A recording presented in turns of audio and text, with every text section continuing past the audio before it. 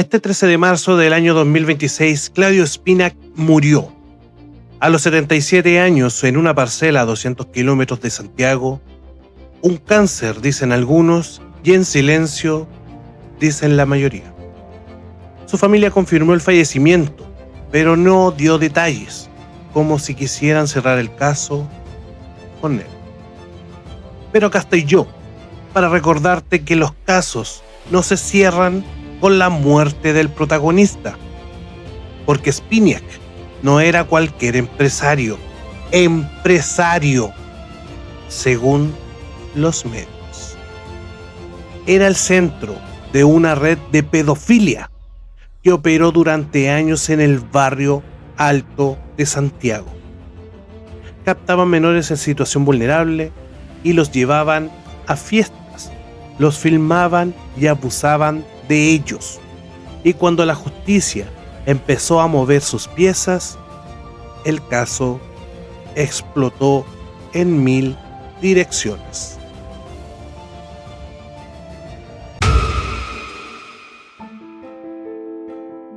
Febrero 2026. La periodista Laura Landaeta vuelve a hablar y sus palabras deberían helarnos la sangre a todos. Dice: no revelamos ni un octavo del alcance de la red de pedofilia de Spinac. No conocimos absolutamente nada de la verdad por la maquinaria poderosa y encubridora. Voy a revelar más antes de fin del 2026. 23 años después del estallido del caso más turbio de la historia reciente de Chile, una de las periodistas que lo cubrió sale al ruedo y suelta la bomba. Lo que sabemos es apenas la punta del iceberg. Pero ojo, porque Landaeta no habla solo de una red de pedofilia, habla de una maquinaria poderosa que impidió que la verdad saliera. Habla del miedo, habla de protección a los suyos. Y mientras ella habla, hay una pregunta que llevamos 2 décadas haciéndonos. ¿Quién estaba realmente en la fiesta de Claudio Spinac?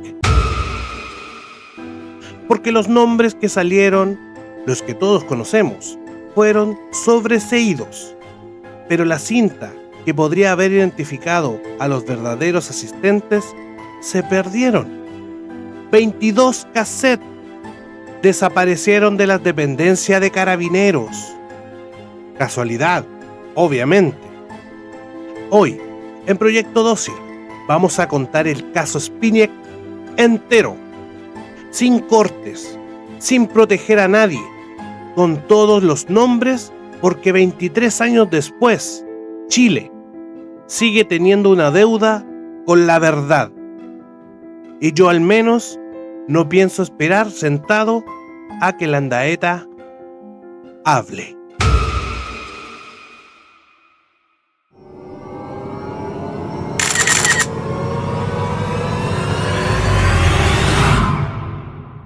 Proyecto Dossier. Antes de seguir con la historia, te invito a que nos sigas en TikTok y en Instagram como Proyecto Dossier. Te invito a que nos sigas también escuchando en Spotify y YouTube. Suscríbete, danos a la campanita y danos un dedito arriba. 30 de septiembre del año 2003. Carabineros hallaron un departamento en una de las zonas más exclusivas de Santiago, Las Condes. Adentro se encuentra un empresario de 55 años, el dueño del gimnasio Go and Fitness. Este personaje tenía una red de contactos que llega a lo más alto de la sociedad chilena. Se llama Claudio Spinac Vilensky.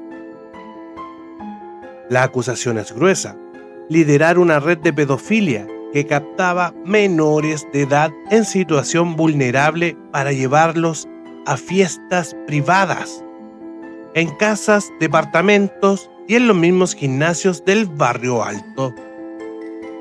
Abusos sexuales, producción de material pornográfico infantil, promoción de la prostitución.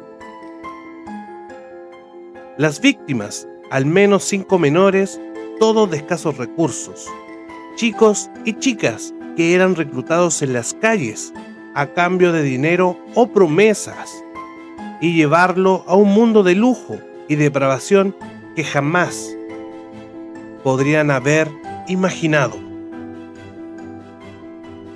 Spiniak no actuaba solo, tenía una red de colaboradores que conseguían a los menores y organizaban las fiestas, filmaban los abusos, una estructura criminal perfectamente montada. Pero lo que nadie esperaba es que este caso, que parecía un expediente más de abuso a menores, se transformaría en el terremoto político más grande que había vivido Chile desde el retorno a la democracia. Días después de la detención de Spiniak, una diputada de Renovación Nacional llamada Pía Guzmán sube a la tribuna del Congreso y suelta una frase que haría temblar los cimientos del poder. Hay senadores involucrados en esta red. No da nombres, pero la prensa, como buena sabuesa, los busca y los publica. Y he aquí los nombres que fueron encontrados.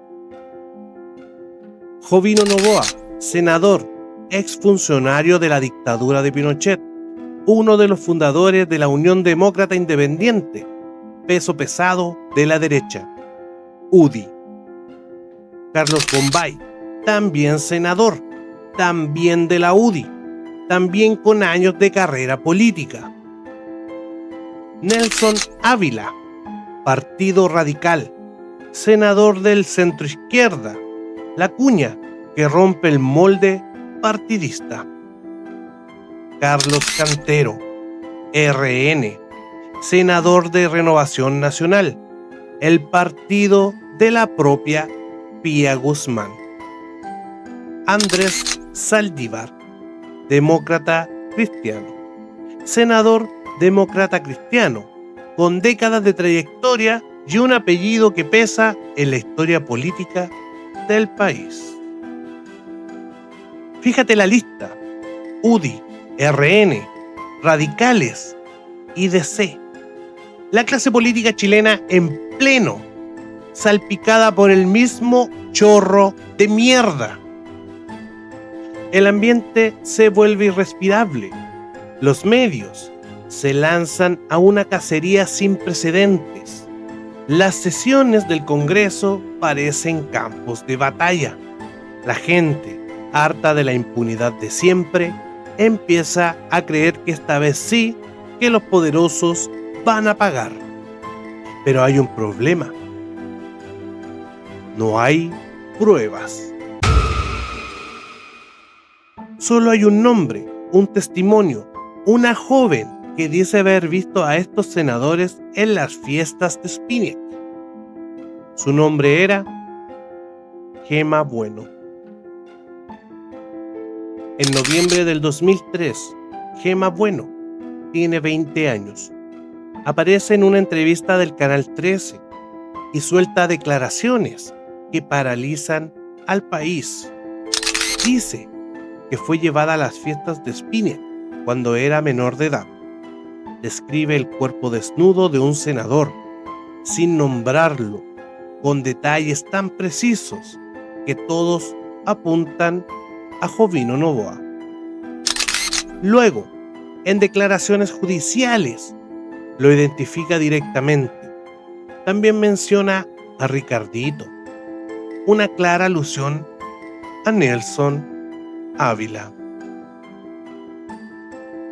Detrás de Gema Bueno hay una figura siniestra, el cura Jolo. José Luis Arteogoitía, un ex sacerdote que la tenía bajo su cuidado y que, según se sabría, la indujo a mentir. Por otro lado, la psiquiatra conocida María Luisa Cordero diagnostica a Bueno como mitómana, pero nadie le cree, porque en ese momento nadie quiere dejar de creer.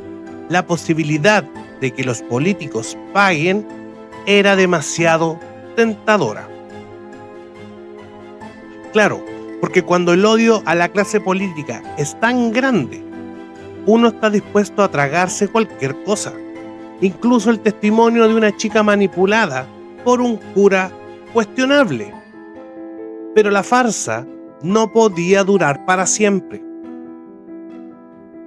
En agosto del 2004, 11 meses después de la entrevista que conmocionó a Chile, el diario La Tercera publica una portada que dejará huella.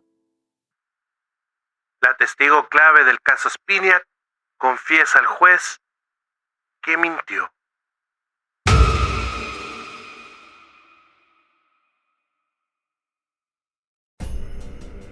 Después de que Gema Bueno confesara que todo lo que dijo era mentira, admitió que el jurajolo la indujo a declarar contra Noboa y Ávila.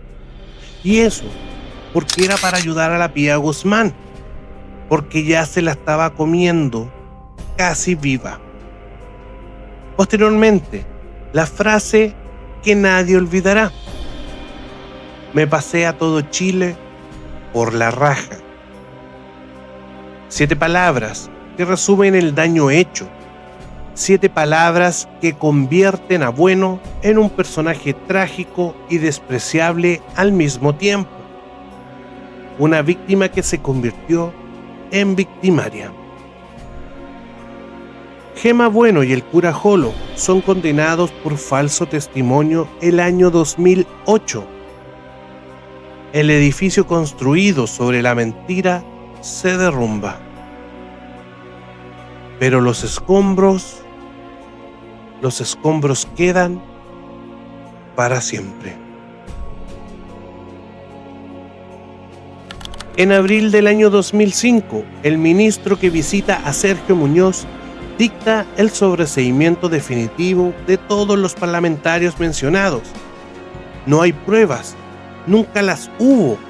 Los políticos son inocentes, al menos de estas acusaciones. Pero el daño político ya está hecho. Las alianzas de Chile, la coalición de derecha que agrupaba a la UDI y RN, quedan hecha pedazos. Las peleas internas son tan brutales que en el año 2005 no logran presentar un candidato único a la presidencia. Van por separado: Sebastián Piñera por RN y Joaquín Lavín por la UDI. Sumando los votos de ambos, superaban a Michelle Bachelet en primera vuelta. Pero separados, la allanaron el camino. Bachelet gana y se convierte en la primera presidenta mujer en la historia de Chile. Pía Guzmán, la diputada que encendió la mecha, ve su carrera política destruida. Nunca más se recuperó. Jovino Noboa, en cambio, sobrevive. En el 2009, cuando Piñera asume la presidencia, Noboa está ahí como presidente del Senado, presidiendo la ceremonia. Fíjate, el que estuvo a punto de ser linchado por una mentira termina entregando la banda presidencial. La política tiene esas cosas. O quizás es que en este país la impunidad también tiene apellido. Pero los que sí pagaron, mientras los políticos se salvaban, la red real de Spinac seguía su curso judicial. En el año 2008, después de años de idas y venidas, la Corte Suprema dicta sentencia firme contra Claudio Spinac. Caso cerrado. 12 putos años. 12 malditos años en prisión por abuso sexual de 5 menores, promoción de la prostitución y producción de material pornográfico infantil. Sale en libertad el año 2016. Pero Spiniak no estaba solo. La justicia también condenó a sus cómplices. Sus nombres están en los fallos. Es justo que también los conozcas. Miguel Quiroga Arriaza, 7 años por promoción de la prostitución. Miguel Carvajal Suárez, 5 años por facilitación de prostitución. José Alegría Méndez, 5 años por facilitar la prostitución. Héctor Torres Albornoz, 10 años. Ezequiel Martínez, 5 años. Pablo Abasolo Letelier y Julio López Rojas también fueron condenados por la participación en la producción de material pornográfico. Y hay más. Carabineros que participaron en la investigación terminaron condenados por delitos sexuales. Es el caso de Mauricio Madrigal, y que fue sentenciado por abusos a menores.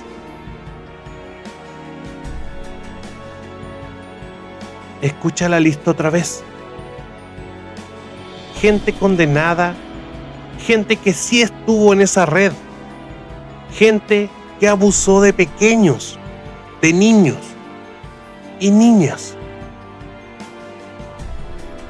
Imagina que fuera tu hijo. Y mientras ellos iban a la cárcel, los políticos que la prensa linchó quedaron libres. Y las cintas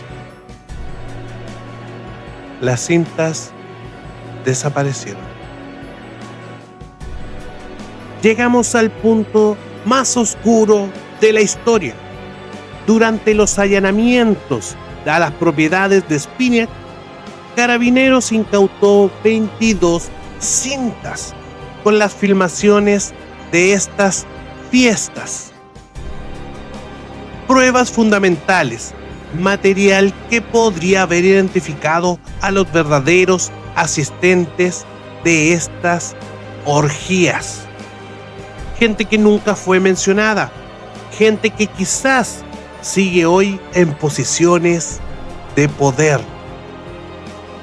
Pero estas cintas desaparecieron.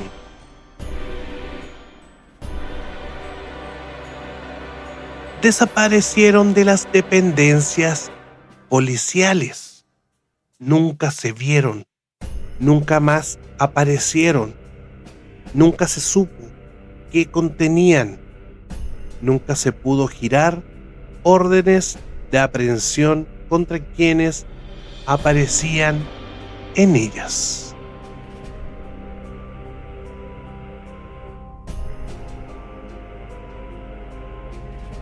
...22 cassettes con imágenes, con rostros, con nombres. Se pierden, así nomás. Como quien pierde una chaucha, una moneda. En un país normal, eso sería un escándalo. Escándalos que podrían tumbar gobiernos. Pero en Chile fue una nota al pie. Un ups, qué raro, yo lo dejé aquí.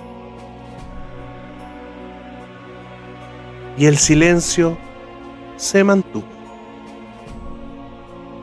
¿Quién ordenó que se perdieran? ¿Quién tenía el poder para desaparecer las pruebas así? ¿A quién querían proteger? ¿Quién aparecía en esas cintas? No lo sabemos, pero podemos imaginar. Porque cuando las pruebas señalan a gente poderosa, las pruebas tienen la mala costumbre de esfumarse. Pasa en todas partes, pero aquí, en Chile, pasó con nombre y apellido. Y los responsables nunca pagaron. Antes de seguir con la historia, te invito a que nos sigas en TikTok y en Instagram como Proyecto Dossier. Te invito a que nos sigas también escuchando en Spotify y YouTube. Suscríbete, danos a la campanita y danos un dedito arriba. Pero volvamos a febrero del 2026. Laura Landaeta habla y no es una entrevista. Es un desahogo, una confesión, un ya no aguanto más. Dice que solo conocemos 1/8 de la verdad, que hay una máquina poderosa y encubridora que impidió que el caso se esclareciera. Pero luego suelta algo que pocos periodistas se atreven a admitir. Si no lo he hecho hasta hoy es simplemente porque como ser humano común, con seres amados a los que cuidar, llegué a sentir el enorme peso de su poder. Pero si traducimos esa frase, quiso decir algo como que tuvo miedo, miedo por ella, miedo por los suyos, miedo de que ese poder del que habla pudiera hacerle daño. ¿Y quién puede culparla? Porque cuando el poder es tan grande, cuando las pruebas se esfuman, cuando los políticos mágicamente se salvan, cuando las cintas desaparecen, lo más sensato es quedarse callado. Lo humano es protegerse. Pero ella promete que antes de que termine el año 2026 va a hablar, va a contar todo lo que sabe, lo que no contó entonces. Pero la pregunta es, ¿la dejarán? ¿O las cintas no fueron las únicas que se perdieron?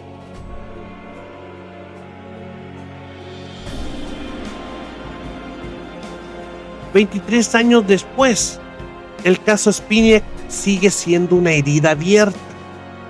Por un lado, está la verdad real, que es una red de pedofilia que operó impunemente en el Barrio Alto, con víctimas reales, con condenados reales y con abusos reales. Por otro lado, está el montaje de una falsa testigo manipulada por un cura sin escrúpulos, que usó el dolor real de las víctimas para fabricar un escándalo político que destruyó carreras y cambió el curso de las elecciones. Y en medio de estas cintas perdidas, el verdadero misterio, lo que nunca vamos a saber, porque si algo nos enseña este caso, es que la verdad no importa cuando el poder está en juego. Cuando las pruebas señalan a los poderosos, las pruebas se pierden. Cuando los testimonios pueden tumbar a un senador, los testimonios resultan falsos. Cuando la justicia podría avanzar, la justicia se detiene.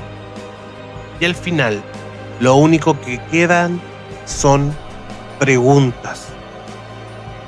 ¿Quién más estuvo en esas fiestas?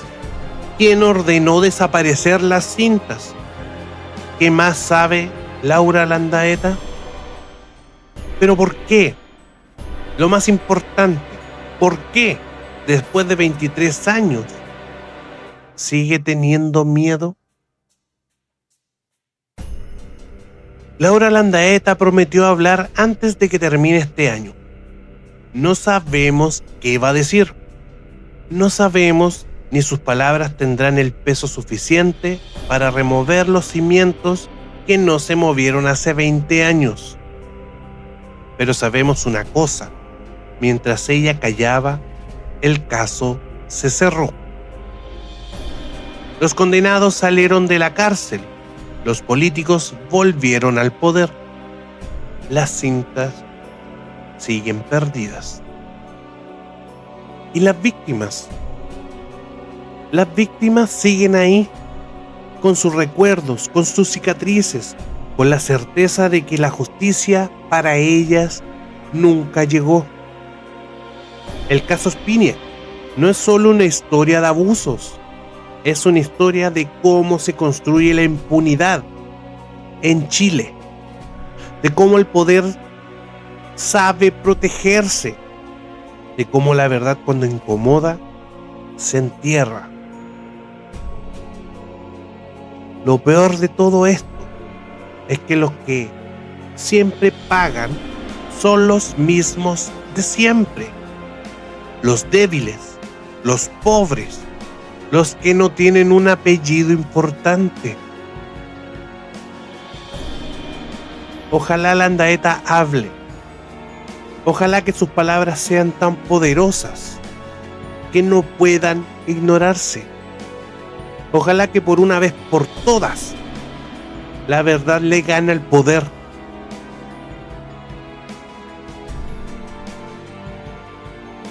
Y algo de lo que he aprendido en mi vida es que la verdad no llega sola. Hay que ir a buscarla.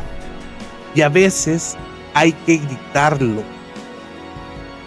Mientras tanto, las 22 cintas siguen perdidas en algún lugar, en algún archivo,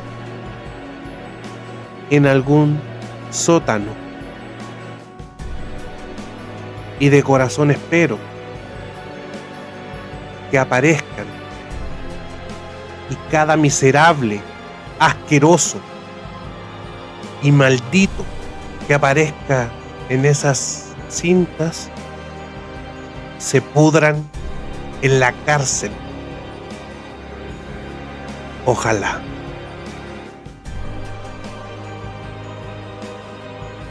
Si llegaste hasta aquí, quiero darte las gracias por escucharme.